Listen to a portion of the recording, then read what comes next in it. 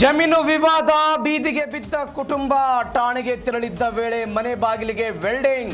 ನೆಲಮಂಗಲದ ಅರಳಸಂದ್ರ ಗ್ರಾಮದಲ್ಲಿ ಘಟನೆ.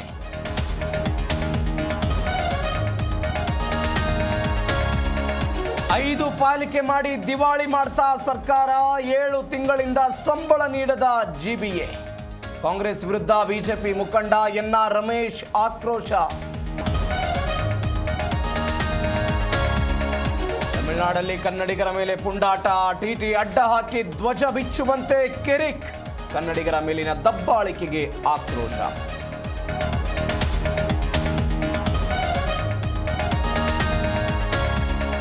ಮಹದೇವಪ್ಪ ಸೀನಿಯರ್ ಮಂತ್ರಿ. ಸಣ್ಣತನದ ಹೇಳಿಕೆ ಸಮಂಜಸ ಅಲ್ಲವೇ ಅಲ್ಲ.